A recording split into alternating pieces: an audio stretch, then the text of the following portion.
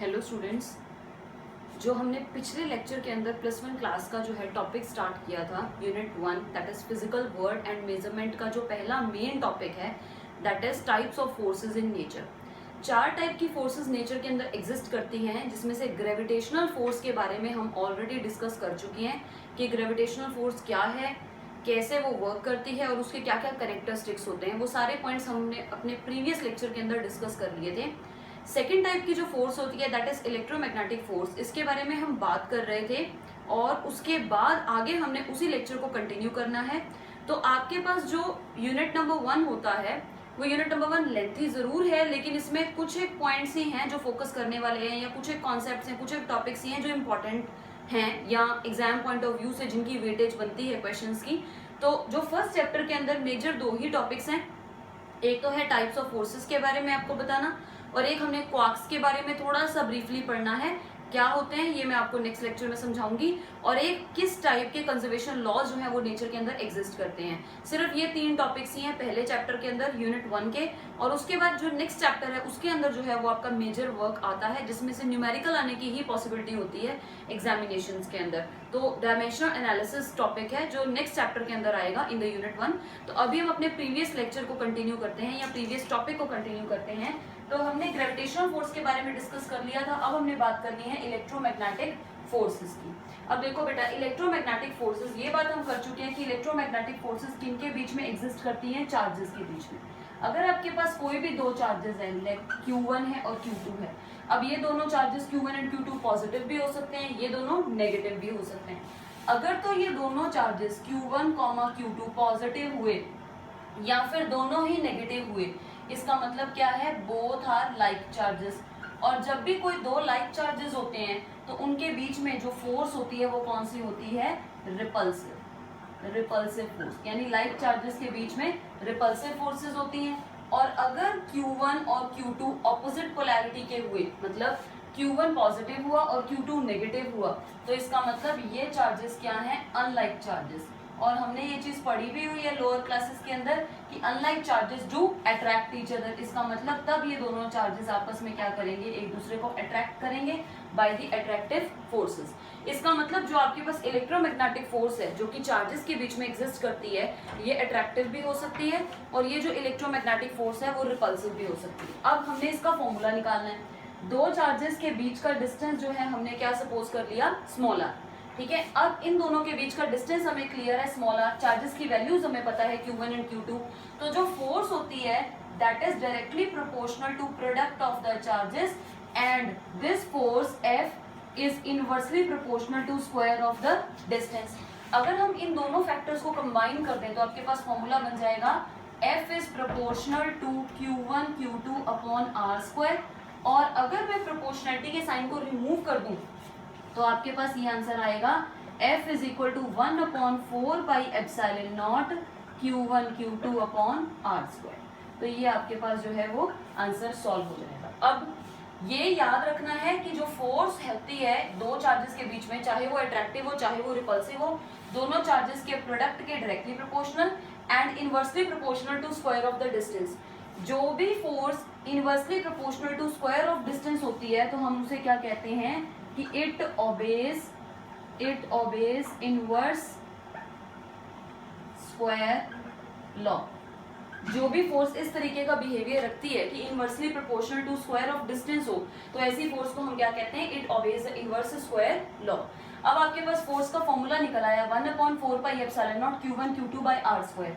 आगे देखते हैं ये वाला जो फैक्टर होता है, ठीक है। अब सबसे पहले इसके यूनिट्स निकाल लेते हैं।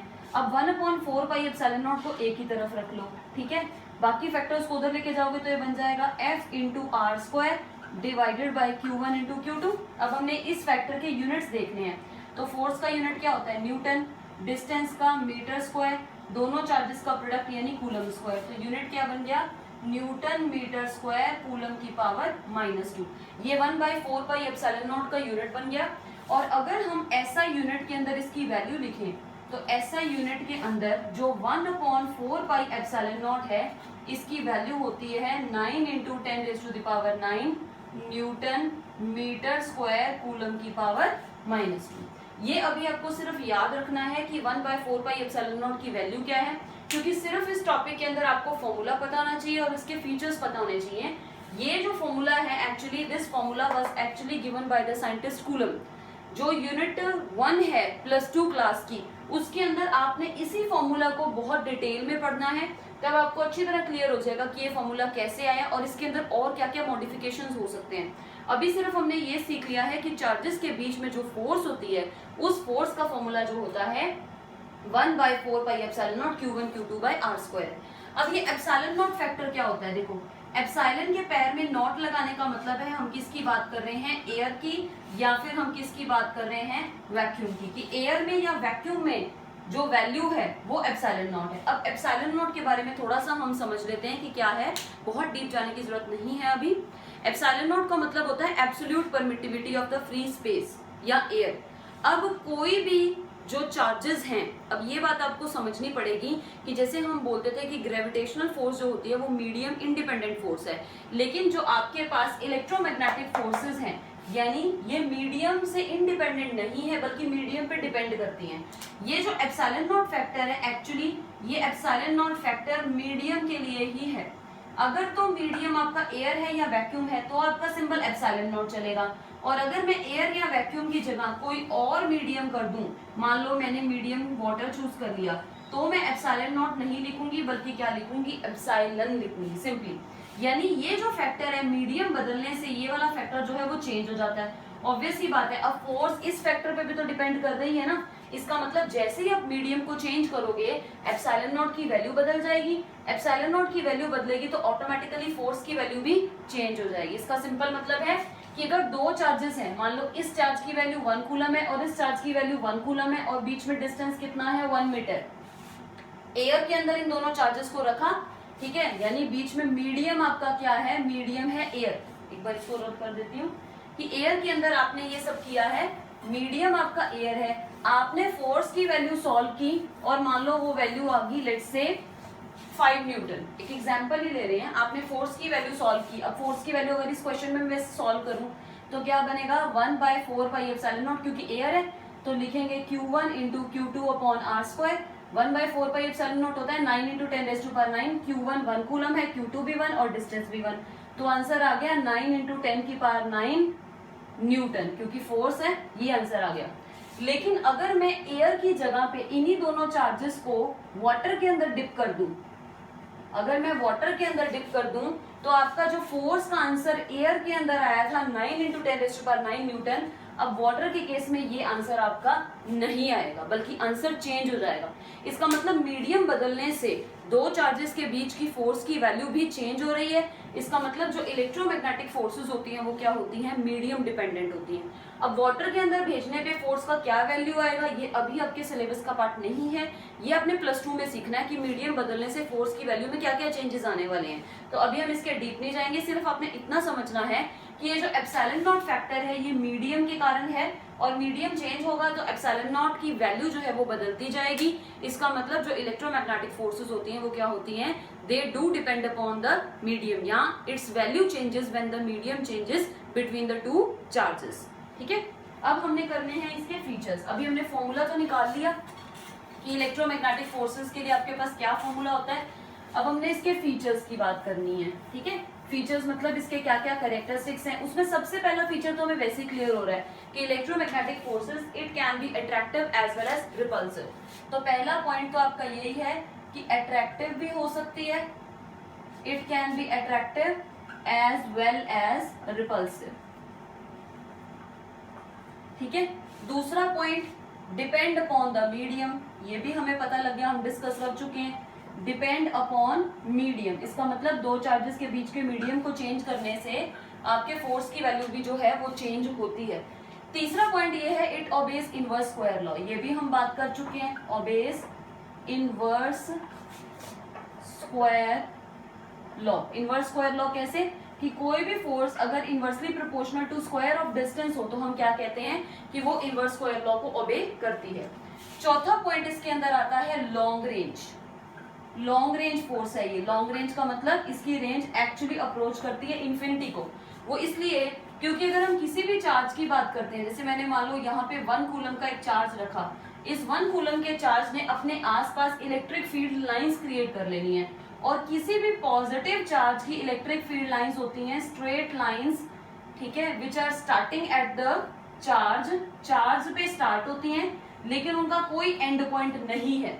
अगर किसी चीज का कोई एंड पॉइंट नहीं है, इसका मतलब ये लाइंस जो हैं they will go to infinity, यानी +1 कूलम चार्ज से इलेक्ट्रिक फील्ड लाइंस यहीं से चार्ज के सरफेस से स्टार्ट हुई और इंफिनिटी तक जा रही हैं। अगर किसी भी चीज की फील्ड जो है वो इंफिनिटी तक है, इसका मतलब इंफिनिटी रीजन के अंदर के बीच में या इंफिनिटी रीजन तक ये चार्ज जो है किसी दूसरे चार्ज को इन्फ्लुएंस कर सकता है। अब ऑल्दो ये बात डिफरेंट है कि इस +1 कूलम के पास में माइनस का इलेक्ट्रॉन, मान लो माइनस नेगेटिव चार्ज इलेक्ट्रॉन है, यहाँ पे रखूंगी तो बड़ी तेजी से अट्रैक्ट होगा, यहाँ पे इलेक्ट्रॉन को ले जाऊंगी तो जो अट्रैक्शन पावर है वो थोड़ी सी वीक हो जाएगी, यानी डिस्टेंस के साथ फोर्स का वैल्यू वीक तो हो रहा है लेकिन है हर जगह पे। इसका मतलब ये लॉन्ग रेंज है, हम कह देते हैं it approaches to infinity, but actually में इतना लिखना ही एनफ है कि this force is a long range force. उसके बाद ये है इसके अंदर 5th point, it forms action reaction pair. It forms action reaction pair. Action reaction pair कैसे कि अगर एक पॉजिटिव चार्ज है दूसरे पॉजिटिव चार्ज को अट्रैक्ट कर रहा है तो सेकंड चार्ज भी फर्स्ट वाले चार्ज को अट्रैक्ट करेगा। ऐसा नहीं है कि एक ही चार्ज एक दूसरे को, मतलब एक ही चार्ज अट्रैक्टिव पावर लगा सकता है। जैसे मान लो प्लस का Q1 चार्ज है और यहाँ पे मैंने प्लस का Q2 चार्ज रख दिया, तो Q1 ने Q2, अब दोनों पॉजिटिव रखे हैं मैंने, अट्रैक्ट तब होते हैं जब एक नेगेटिव होता है, चलो एक नेगेटिव भी ले लो तो भी Q1 Q2 को अपनी तरफ अट्रैक्ट करेगा और Q2 Q1 को अपनी तरफ अट्रैक्ट करेगा, तो इसका मतलब it will form an action reaction pair. उसके बाद है नेक्स्ट पॉइंट, इसके अंदर आता है इसकी स्ट्रेंथ के बारे में। जैसे हमने ये पढ़ा था कि ग्रेविटेशनल फोर्स जो होती है वो आपके पास बहुत ज्यादा स्ट्रॉन्ग फोर्स नहीं होती, लेकिन इलेक्ट्रोमैग्नेटिक फोर्स काफी ज्यादा स्ट्रॉन्ग फोर्स है, और इसका जो स्ट्रेंथ है ग्रेविटेशनल फोर्स के कंपैरिजन में बहुत ही ज्यादा हाई है, और उसकी वैल्यू होती है 10⁻36, यानी लिखेंगे it is 10⁻36 times strong than gravitational force. It is 10⁻36 times stronger than the gravitational force. और लास्ट मेन पॉइंट जो आपके पास आता है that is of exchange particle, कि एक्सचेंज पार्टिकल क्या होता है इसके अंदर। तो आपका एक्सचेंज पार्टिकल जो इन फोर्सेस के अंदर है वो क्या होता है, दैट इज ग्रेविटॉन। तो graviton is your exchange particle, sorry graviton तो ग्रेविटेशनल फोर्स के अंदर था, it is photon, here it is photon. Exchange particle is photon. अब ये याद रखना है, जैसे आपको ग्रेविटॉन के बारे में मैंने बताया था कि ग्रेविटेशनल फोर्सेस के बीच का जो एक्सचेंज पार्टिकल है दैट इज ग्रेविटॉन, तो यहाँ पे एक्सचेंज पार्टिकल जो है फोटोन। फोटोन बेसिकली क्या होता है, लाइट को कैरी करने वाला पार्टिकल है। वही बात है कि फोटोन की सारी डिटेल यानी लाइट का पूरा चैप्टर आपके पास +2 के अंदर आएगा। अभी सिर्फ आपको एलिमेंट्री पार्टिकल्स के नाम ही याद रखने हैं कि किस टाइप की फोर्सेस के अंदर किस तरह का एलिमेंट्री पार्टिकल है और उसका क्या नाम है। तो इलेक्ट्रोमैग्नेटिक फोर्सेस के केस में जो आपका एलिमेंट्री पार्टिकल है वो क्या होता है, photon. Photon basically quanta of energy है या एनर्जी की ही एक फॉर्म है जो लाइट के साथ चलती है। मतलब जब लाइट एक जगह से दूसरी जगह पे जाती है, हम बोलते हैं रेडिएशंस जा रही है या लाइट मूव कर रही है, तो एक्चुअली में लाइट नहीं मूव कर रही बल्कि लाइट के साथ एसोसिएटेड एक एलिमेंट्री पार्टिकल होता है फोटोन, जो एक जगह से दूसरी जगह पे मूव करता है और अपने साथ एनर्जी को कैरी करके लेके जाता है। तो आई थिंक 7 पॉइंट्स इसके एनफ है, हमने 7 मेन पॉइंट्स कर लिए हैं। अब इसकी एग्जांपल एक पॉइंट आप और भी लिख सकते हैं कि कंजर्वेटिव फोर्सेस होती है। ये भी कंजर्वेटिव फोर्स मतलब ऐसी फोर्सेस जिनका वर्क डन जो है वो पाथ इंडिपेंडेंट हो। अगर वर्क डन पाथ इंडिपेंडेंट है तो इन फोर्सेस को हम क्या कह देंगे फिर, कंजर्वेटिव फोर्सेस। तो वो भी इजी सा पॉइंट है, कंजर्वेटिव फोर्सेस लिख सकते हैं हम कि it is a conservative force, it is a conservative force. Conservative force का मतलब क्या है, मैंने आपको ग्रेविटेशनल फोर्स में भी समझाया था कि work done by the force is independent of path followed. Work done is independent of the path followed, तो हम कह देते हैं कि ये कंजर्वेटिव इन नेचर है। अब इलेक्ट्रोमैग्नेटिक फोर्सेस की एग्जांपल्स, मतलब जहां पे भी चार्जिंग हो रही होगी या जहां पे भी चार्जेस के बारे में बात हो रही होगी, चार्जेस के बीच में अट्रैक्टिव फोर्सेस या रिपल्सिव फोर्सेस वर्क कर रही होंगी, वहां पे आपके पास जो है इलेक्ट्रोमैग्नेटिक फोर्सेस ही हैं। जैसे आपने कभी करके देखा होगा कि अगर हम ड्राई हेयर्स के अंदर किसी स्केल को रब करते हैं या कॉम्ब को रब करते हैं और हम पेपर के छोटे छोटे जो है बिट्स काट के रख देते हैं टेबल के ऊपर, तो अगर हम स्केल को अपने हेड के अंदर, ड्राई हेड के अंदर रब करते हैं और बिट्स ऑफ पेपर के पास लेके जाते हैं, तो जो पेपर के बिट्स होते हैं वो स्केल के ऊपर अट्रैक्ट हो जाते हैं। वो इसलिए क्योंकि जब आप उसको रब करते हैं स्केल को, तो फ्रिक्शन के कारण आपके स्केल के ऊपर चार्जेस एक्यूमुलेट हो जाते हैं, ठीक है। और पेपर के ऊपर भी आपके पास फ्री चार्जेस हैं, स्टैटिक चार्जेस प्रेजेंट है। तो ये स्टैटिक चार्ज जो पेपर के ऊपर है और जो स्टैटिक चार्ज स्केल के ऊपर है, इन दोनों का ऑपोजिट नेचर होता है, मतलब एक पॉजिटिव होगा तो दूसरा नेगेटिव होगा। तो ये दोनों इस वजह से जब इनको हम क्लोज लेके आते हैं तो एक दूसरे को अट्रैक्ट करते हैं। ये जो आपके पास स्टैटिक इलेक्ट्रिसिटी का कॉन्सेप्ट है। इन द सेम मैनर कभी आपने ये नोटिस किया हो कि जैसे आप टीवी को ऑन करके ऑफ करते हैं, एकदम से ऑफ किया आपने, तो अगर आप टीवी के स्क्रीन के पास अपना हैंड लेके जाते हैं या आपका हैंड उसको टच भी करता है, तो कई बार आपको स्लाइड सा जर्क फील होता है या फिर आपके कई बार गूजबम्स आ जाते हैं। गूजबम्स यानी आपके जो हेयर्स हैं वो टीवी के स्क्रीन की तरफ अट्रैक्ट होते हैं। ऐसा आपने कभी नोटिस किया होगा। या कभी कभी हम लाइटर को ऐसे पकड़ते ही हैं या लाइटर को ऐसे मतलब फ्रिक्शन से उसको ऑन करने की कोशिश करते हैं, हल्का सा जर्क हमें भी फील हो जाता है। यानी ऐसी चीजें जिनमें इलेक्ट्रिसिटी है ही नहीं फिर भी हमें जर्क फील हो रहा है, वो इसलिए क्योंकि वहां पे स्टैटिक करंट या स्टैटिक चार्जेस प्रेजेंट है। तो स्टैटिक चार्जेस के बीच में अट्रैक्टिव फोर्सेस या रिपल्सिव फोर्सेस का होना वो किसको प्रोड्यूस कर रही है, बेसिकली इलेक्ट्रोमैग्नेटिक फोर्सेस को। वही कि स्केल जो है वो पेपर को अट्रैक्ट इसलिए कर पा रहा है क्योंकि स्केल और पेपर के ऊपर जो है सरफेस के ऊपर ऑपोजिट चार्जेस हैं और ऑपोजिट चार्जेस एक दूसरे को अट्रैक्ट करते हैं और उनके बीच में जो फोर्स एक्सर्ट हो रही होती है वो कौन सी फोर्स होती है, दैट इज इलेक्ट्रोमैग्नेटिक फोर्स। तो इतना इनफ है इस फोर्स के बारे में डिस्कस करने के लिए। अब हम चलते हैं नेक्स्ट फोर्स यानी स्ट्रॉन्ग न्यूक्लियर फोर्स के ऊपर। Third number that is strong nuclear forces. अब नाम से क्लियर हो रहा है कि अगर हम स्ट्रॉन्ग न्यूक्लियर यूज करें, स्ट्रॉन्ग का मतलब क्या है कि ये फोर्स जो है वो काफी ज्यादा हाई वैल्यू की है, स्ट्रॉन्ग का मीनिंग तो यही है। और न्यूक्लियर का मतलब क्या है, न्यूक्लियस के अंदर एग्जिस्ट करेगी। कि न्यूक्लियॉन्स को बाइंड करने के लिए जो फोर्स यूज होती है, थर्ड कैटेगरी या थर्ड टाइप की फोर्स, वो आपकी क्या है, strong nuclear forces. Strong nuclear forces basically nuclear word use कर लिया। न्यूक्लियर वर्ड मतलब it exist with in the nucleus, it exist within the nucleus, कि सिर्फ न्यूक्लियस के अंदर ही है और जैसे ही आप न्यूक्लियस से बाहर आ जाओगे तो इन फोर्सेस की वैल्यू जो है वो वैनिश हो जाती है। अब न्यूक्लियस के अंदर है क्या कॉन्स्टिट्यूएंट्स। अब न्यूक्लियस के अंदर बात करें तो न्यूक्लियस के अंदर जो भी पार्टिकल्स हैं उन पार्टिकल्स को हम न्यूक्लियॉन्स कहते हैं। और न्यूक्लियस के अंदर आपके पास क्या होते हैं, प्रोटॉन्स होते हैं या फिर क्या होते हैं, न्यूट्रॉन्स। प्रोटॉन्स जो होते हैं वो आपके पास पॉजिटिवली चार्ज पार्टिकल्स हैं और एक प्रोटॉन का जो चार्ज होता है वो प्लस ई का मतलब होता है एलिमेंट्री चार्ज। और इस एलिमेंट्री चार्ज की वैल्यू क्या है, 1.6 इंटू 10⁻⁻⁹ कूलम। और न्यूट्रॉन्स के ऊपर जो चार्ज की वैल्यू है वो क्या होती है, 0। ठीक है। अब आपके पास न्यूक्लियॉन्स जो न्यूक्लियस के अंदर एग्जिस्ट कर रहे हैं, यानी ये आपके पास कोई न्यूक्लियस है, इस न्यूक्लियस के अंदर बेसिकली क्या होगा, बहुत सारे प्रोटॉन्स हैं, बहुत सारे न्यूट्रॉन्स हैं। अब कितने प्रोटॉन्स हैं वो तो इस न्यूक्लियस का एटॉमिक नंबर यानी Z डिसाइड करेगा, क्योंकि Z यानी किसी भी एटम का एटॉमिक नंबर हमें क्या बताता है, नंबर ऑफ द प्रोटॉन्स। अब मान लो मैंने जो एटम सपोज किया या मैंने जो न्यूक्लियस सपोज किया उसके Z की वैल्यू 100 है, हो सकती है क्योंकि एटॉमिक नंबर 118 तक के एलिमेंट्स भी आपके पास जो है केमिस्ट्री के पीरियोडिक टेबल के अंदर हैं।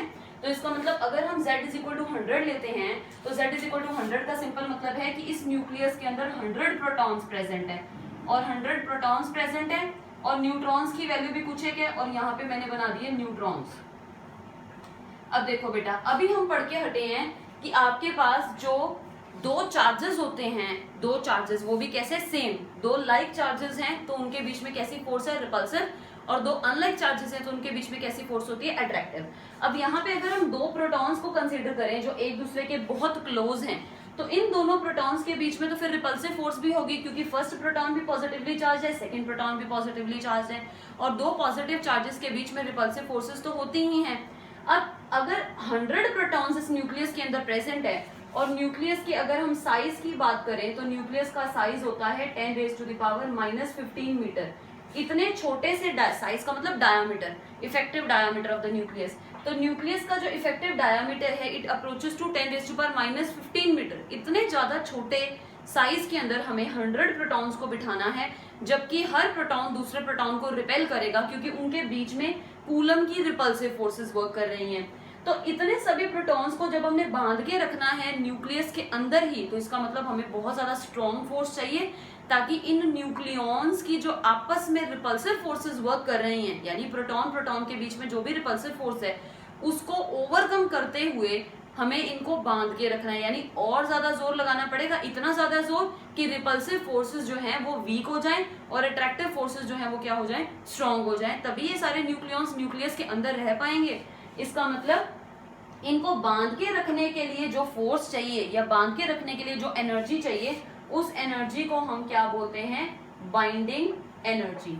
बांध के रखने के लिए जितनी एनर्जी चाहिए होती है उस एनर्जी को बाइंडिंग एनर्जी कहते हैं। और जो फोर्स इनको बांधने के लिए काम करती है वो फोर्स आपके पास क्या होती है, that is strong nuclear force. Strong word इसीलिए है क्योंकि बहुत सारे न्यूक्लियॉन्स को बांध के रखना पड़ता है। इसका मतलब इसकी जो वैल्यू है इस फोर्स की वो क्या होगी, हाई होगी, क्योंकि ये स्ट्रॉन्ग फोर्स है तो इसकी वैल्यू हाई होगी। तो सिंपल सी बात है, the strong nuclear force is that force which exist with in the nucleus, और जिसका काम क्या है, न्यूक्लियॉन्स को बांध के रखना, सिर्फ न्यूक्लियस की पेरिफेरी के अंदर ही। और जैसे ही आप न्यूक्लियस से बाहर जाओगे इस फोर्स की वैल्यू जो है वो क्या हो जाएगी, वैनिश हो जाएगी, खत्म हो जाएगी। इसका मतलब न्यूक्लियस के जैसे ही बाहर कोई प्रोटॉन निकल गया तो इस पर्टिकुलर पॉइंट के ऊपर कोई फोर्स जो है न्यूक्लियस की इस प्रोटॉन को अट्रैक्ट करके अंदर नहीं लेके जा रही। ठीक है, इतना समझ में आ गया। तो बस स्ट्रॉन्ग न्यूक्लियर फोर्स को आपने यही कहना है कि that force which is capable of binding all the nucleons within the periphery of the nucleus। और जैसे ही आप न्यूक्लियस के अंदर हैं तो ये फोर्स काम कर रही है, और जैसे ही कोई प्रोटॉन या कोई न्यूट्रॉन न्यूक्लियस की पेरिफेरी से बाहर निकल गया, न्यूक्लियस के सरफेस से बाहर निकल गया, तो क्या होना है कि ये प्रोटॉन को ये न्यूक्लियस अब अट्रैक्ट करने में कैपेबल नहीं है। इसका मतलब न्यूक्लियर फोर्स की वैल्यू सरफेस से बाहर जाते ही खत्म होगी। तो इसका मतलब ये तो डेफिनेटली बात हो गई कि इनवर्स स्क्वायर लॉ को ये ओबे नहीं करने वाली। इनवर्स स्क्वायर लॉ का मतलब डिस्टेंस बढ़ने से उसकी वैल्यू घटे, लेकिन यहाँ पे तो जैसे ही बाहर आ गए तो वैल्यू जीरो ही होगी। इसका मतलब it does not obey the inverse square law. तो अभी ये न्यूक्लियर फोर्स के बारे में हमने डिस्कस कर लिया कि होती क्या। अब हमने लिखने हैं इसके फीचर्स। ठीक है, 4-5 फीचर्स दिए जो इसके मेजर फीचर्स हैं। पहला फीचर तो यही है कि इसकी वैल्यू जो होती है वो हाई होती है। एक सबसे इंपॉर्टेंट फीचर है कि इट इज ऑलवेज अट्रैक्टिव, क्योंकि इसने प्रोटॉन्स को और न्यूट्रॉन्स को न्यूक्लियस के अंदर बांध के ही रखना है। इसका मतलब इसकी वैल्यू जो होगी वो क्या होगी, हाई। तो सबसे पहला फीचर वैल्यू हाई भी और ये अट्रैक्टिव भी होगी। इसका मतलब पहला पॉइंट तो हम यही लिखेंगे, this force is always attractive in nature. Repulsive कभी हो ही नहीं सकती, अट्रैक्टिव इन नेचर होगी। सेकेंड पॉइंट ये है कि ये फोर्स सिर्फ न्यूक्लियस के अंदर रहती है और यूनिफॉर्म वैल्यू है इसकी न्यूक्लियस के अंदर, ऑलमोस्ट यूनिफॉर्म, चेंज तो होती है। और जैसे ही न्यूक्लियस से बाहर जाओगे तो वैल्यू जो है वो फॉल कर जाती है जीरो को। तो इसका मतलब it does not obey inverse square law, कि डिस्टेंस के साथ वैल्यू घटती नहीं है बल्कि खत्म ही हो जाती है। तो इट ओबेज नहीं, it does not obey inverse square law. ठीक है, कि सिर्फ न्यूक्लियस के अंदर अंदर है। और देखो अब ये फोर्स सिर्फ न्यूक्लियस के अंदर अंदर काम करती है, और न्यूक्लियस का जो डायमीटर है दैट इज 10⁻⁻15 मीटर। इसका मतलब इसकी रेंज तो बहुत ही कम है। तो it's range is of the order of size of nucleus. It's range is of the order of size of nucleus. की न्यूक्लियस का जितना साइज है सिर्फ उसी रेंज के अंदर ये फोर्स काम करती है। और साइज ऑफ न्यूक्लियस की अप्रॉक्सीमेट वैल्यू क्या होती है, 10⁻⁻15 मीटर। तो एक पॉइंट ये आ गया आपके पास। अब हम बात करते हैं इसकी स्ट्रेंथ की। जो इसकी स्ट्रेंथ है वो काफी ज्यादा हाई है, रिलेटिव स्ट्रेंथ कहें या स्ट्रेंथ कहें सिंपली। तो ये जो फोर्स होती है it is 100 times strong than electromagnetic forces. Electromagnetic forces से तो 100 टाइम्स स्ट्रॉन्ग है, और जो आपके पास ग्रेविटेशनल फोर्सेस हैं अगर उनकी बात करें तो उनके कंपैरिजन में 10 raise to the power 38 times strong है, 10 raise to power 38 times stronger than gravitational forces. अगला पॉइंट इसके अंदर आता है इनका एक्सचेंज पार्टिकल, ठीक है। इनवर्स स्क्वायर लॉ ये ओबे नहीं करती। हाँ, एक ये इजी पॉइंट भी कर सकते हैं कि ये फोर्सेस नॉन सेंट्रल होती हैं, कि these are non central. Non central का मतलब दो पॉइंट्स को या दो पार्टिकल्स को ज्वाइन करती हुई लाइन के ऊपर काम नहीं करती। बेसिकली न्यूक्लियस के अंदर हर जगह पे ये फोर्स काम कर रही है, और ये फोर्स ये नहीं कि दो प्रोटॉन्स है। अब देखो, जो आपके पास अगर मैं प्रोटॉन को बाहर ले आऊं, न्यूक्लियस से बाहर ले आऊं इन दोनों प्रोटॉन को, यानी दो चार्जेस बन गए। अब ये दोनों चार्जेस किसके अंदर चले गए? आपकी सेकंड टाइप की फोर्स यानी इलेक्ट्रोमैग्नेटिक के अंदर चले गए। अगर हम इलेक्ट्रोमैग्नेटिक फोर्सेस की बात करें तो इलेक्ट्रोमैग्नेटिक फोर्सेस सेंट्रल होती हैं। सेंट्रल मींस इन दोनों चार्जेस को ज्वाइन करती हुई लाइन के अलोंग एक्ट करेंगे। अगर एक चार्ज जो है, अब ये दोनों प्रोटॉन्स मतलब दोनों प्रोटॉन्स लाइक चार्जेस तो रिपेल करेंगे, यानी ये फोर्स इस प्रोटॉन को इधर पुश करेगी, ये प्रोटॉन इस प्रोटॉन को इस तरफ धक्का देगा, और ये वाला प्रोटॉन इस प्रोटॉन को इस तरफ पुश करेगा। यानी इस लाइन के अलोंग ये फोर्सेस एक्ट कर रही है। ऐसा नहीं कि ये प्रोटॉन रिपल्शन के कारण इधर को चल पड़े या इधर को चल पड़े, उसने जाना है इन दोनों को ज्वाइन करती हुई लाइन के अलोंग ही, या तो अट्रैक्ट होंगे या फिर रिपेल होंगे। इसका मतलब सेंट्रल है, सेंटर को ज्वाइन करती हुई लाइन के ऊपर ये फोर्सेस काम कर रही है, उनकी डायरेक्शन चेंज नहीं हो सकती। लेकिन नॉन सेंट्रल का मतलब क्या होता है? किसी भी डायरेक्शन में, ये नहीं कि ये दोनों प्रोटॉन हैं ये एक दूसरे को इस तरफ ही अट्रैक्ट करेंगे रिपेल करेंगे, वो कुछ नहीं है। इसमें क्या है, किसी भी डायरेक्शन के अंदर जो प्रोटॉन है, जैसे अब देखो आप डायरेक्शन देखो, कोई एक स्पेसिफिक डायरेक्शन तो नहीं है। अगर मैं इन सभी प्रोटॉन को न्यूक्लियस के सेंटर पे लेके जाना है तो इनकी डायरेक्शन जो है वो डिफरेंट है। तो this force is basically a non central force. उसके बाद नेक्स्ट पॉइंट आता है एक्सचेंज पार्टिकल का, कि इन फोर्सेस के बीच में जो एक्सचेंज पार्टिकल होगा, आपको सिर्फ नाम ही याद रखना है, वो एक्सचेंज पार्टिकल होता है पाई मीजॉन। पाई मीजॉन, MESON, कि पाई मीजॉन जो है इनके बीच में एक्सचेंज पार्टिकल है, कि दो प्रोटॉन जो न्यूक्लियस है वो जब इन प्रोटॉन्स को अपने अंदर बाइंड करके रखता है तो इनके बीच में एक एलिमेंट्री पार्टिकल का एक्सचेंज होता है। उस एलिमेंट्री पार्टिकल का नाम क्या है? बस पाई मीजॉन, सिर्फ इतना याद रखना है। अब हम नेक्स्ट फोर्स पे चलते हैं, that is fourth last force जो है हमारी, that is weak nuclear force, या सिंपली इनको वीक फोर्सेस भी कह सकते हैं। नाम से क्लियर है कि वीक फोर्सेस हैं। वीक फोर्सेस का मतलब क्या है कि जिन भी कॉन्स्टिट्यूएंट पार्टिकल्स के बीच में ये फोर्स एक्ट करती है, ठीक है, उनके बीच में इस फोर्स का वैल्यू जो होगा वो क्या होगा? काफी ज्यादा लो होगा। तो weak forces, fourth number point, week nuclear forces. अब वीक न्यूक्लियर फोर्सेस के बारे में समझाती हूँ कि एग्जिस्ट कैसे करती हैं। बेसिकली आपके पास कुछ एक टाइप के सब्सटेंसेस होते हैं, जो केमिस्ट्री के अंदर आपने नाम सुना भी होगा, radio active word, radio active substances. अब रेडियो एक्टिविटी की जो सबसे पहले डिस्कवरी की थी वो थी बैकपोल साइंटिस्ट ने की थी, या मैरी क्यूरी ने भी इसके ऊपर काम किया हुआ है। तो रेडियो एक्टिव डिके होता है, रेडियो एक्टिव डिके, ये भी आपके पास प्लस 2 के अंदर बहुत डीप में आएगा। अभी सिर्फ आपको समझना है कि रेडियो एक्टिविटी का मतलब क्या होता है, कि कोई ऐसे सब्सटेंसेस जो पड़े पड़े ही खुद को डिके करते रहें, यानी अपना एटॉमिक नंबर डिक्रीज करते जाएं अपने अंदर से कुछ एक एमिशंस करके। अब एमिशंस जो होती है किसी भी रेडियो एक्टिव पार्टिकल में, कि कुछ एक सब्सटेंसेस ऐसे, रेडियो एक्टिविटी सीरीज होती है पीरियोडिक टेबल के अंदर भी, जैसे पोलोनियम, थोरियम, ये सारे रेडियो एक्टिव या न्यूक्लियर मटेरियल्स भी जिनको हम कह सकते हैं एक तरह से। तो काफी ज्यादा जो रेडियो एक्टिव मटेरियल्स होते हैं वो न्यूक्लियर मटेरियल्स की तरह भी यूज किए जाते हैं। तो अब रेडियो एक्टिव डिके का सिंपल मतलब यही है कि कुछ एक सब्सटेंसेस ऐसे भी होते हैं नेचर के अंदर जो खुद को अपने आप डिकम्पोज या खुद को अपने आप ही खत्म कर रहे हैं और अपने अंदर से कुछ एक रेडिएशंस को एमिट कर रहे हैं।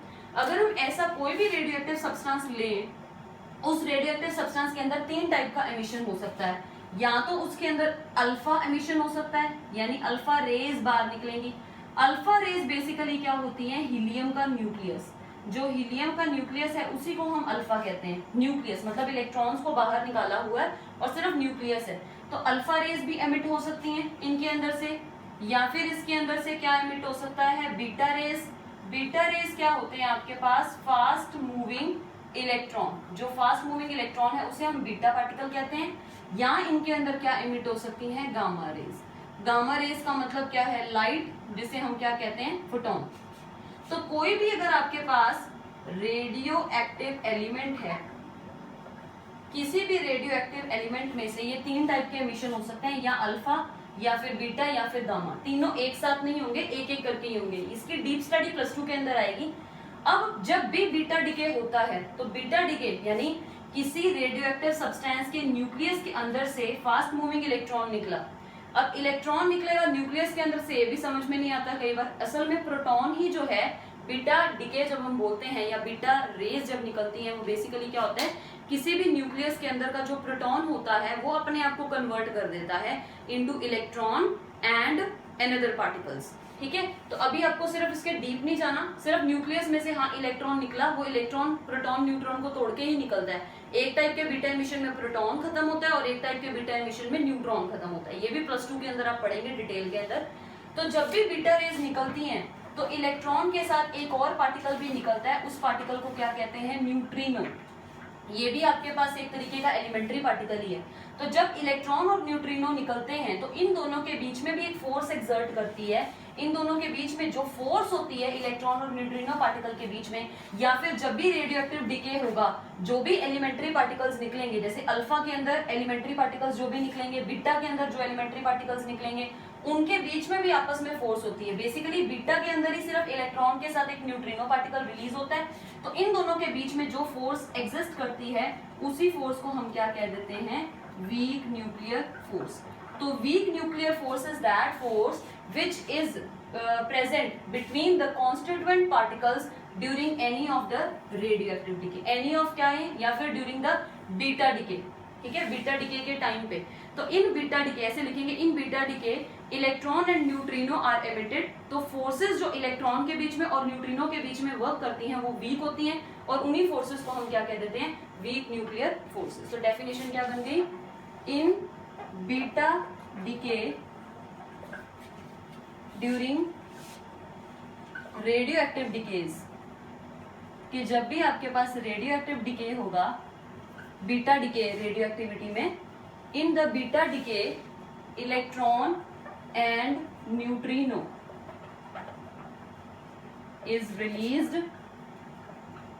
ये न्यूट्रिनो निकलता है एनर्जी को कंजर्व करवाने के लिए। हालांकि न्यूट्रिनो एक तरीके का हाइपोथेटिकल पार्टिकल है, मतलब अजम्पशन है, सिर्फ एनर्जी को, क्योंकि हम बोलते हैं कि law of conservation of energy है कि energy can neither be created nor be destroyed but it can be converted from one form into the another. तो जो एनर्जी को कंजर्व करने के लिए जो पार्टिकल लिया गया था, उस पार्टिकल को बोलते हैं न्यूट्रिनो। बहुत डीप नहीं जाना, बस इलेक्ट्रॉन और न्यूट्रिनो रिलीज हुए and the force between them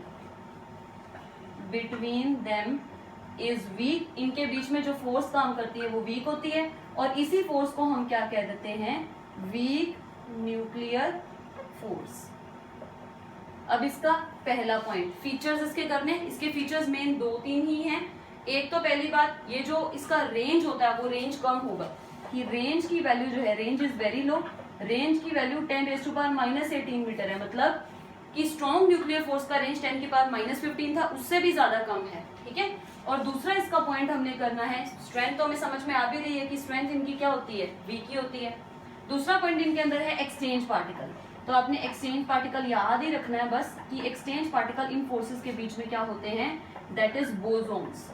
इनके बीच के एक्सचेंज पार्टिकल होते हैं बोसोन्स। अब बोसोन्स 2 टाइप के होते हैं, या तो बोसोन चार्ज्ड बोसोन होगा, W+- सिंबल से डिनोट करते हैं, यानी 2 बोसोन है चार्ज, एक तो होता है W+ और एक होता है W-। ये बस उनके सिंबल हैं। These two W+ and W- are basically the charged bosons, ये चार्ज्ड बोसोन्स हैं। और एक होता है Z के ऊपर 0, इसको हम क्या कह देते हैं, न्यूट्रल बोसोन। सिर्फ आपने इतना ही याद रखना है कि एलिमेंट्री पार्टिकल इनके बीच में जो होता है वो बोसोन होता है, और बोसोन 3 टाइप के होते हैं। 2 चार्ज बोसोन्स होते हैं, सिंबल W+ एंड W-, और एक आपके पास बोसोन जो है वो न्यूट्रल है। तो आज के लिए सिर्फ इतना ही बहुत है। अगर आपको कोई भी चीज इनमें से नहीं समझ में आई, जैसे कि एलिमेंट्री पार्टिकल्स के बारे में नहीं पता लग रहा है, तो टेंशन लेने की कोई बात नहीं है, क्योंकि ये कोई आपके बहुत ज्यादा पार्ट नहीं है सिलेबस का। आपको सिर्फ इन 4 पार्टिकल्स के नाम ही याद रखने हैं और कैरेक्टरिस्टिक्स ही आपको पेपर में पूछी जाएंगी कि इस फोर्स का, जैसे इलेक्ट्रोमैग्नेटिक फोर्स का फॉर्मूला बताओ या इलेक्ट्रोमैग्नेटिक फोर्स के 3 फीचर्स राइट कर दो। तो मैंने 5-5, 6-6 फीचर्स इसीलिए करवाए हैं कि एग्जाम में आपको 4 भी पूछे जा रहे हैं तो आप कोई भी 4 जो है उनमें से याद कर लो। लेकिन एटलीस्ट जो है वो इतने फीचर्स जितने मैंने आपको करवाए हैं वो आपने याद करने हैं, और जितना भी काम मैंने आपको करवाया उसको आपने फेयर कॉपी के ऊपर नोट करना है। ठीक है, ये नहीं कि आप अपने नोट्स नहीं बनाएं। तो आप ट्राई करें कि आप अपने अच्छे नोट्स बनाते जाएं, ताकि एंड पे जो है वो एग्जामिनेशन के टाइम पे आपको कोई भी डिफिकल्टी ना हो इजीली चीजों को और क्विकली रिवाइज करने के लिए। Thank you so much. अगर आपको मेरे वीडियोस पसंद आ रहे हैं, please subscribe my channel and share it with the another students of class 11th as well as 12th। Thank you.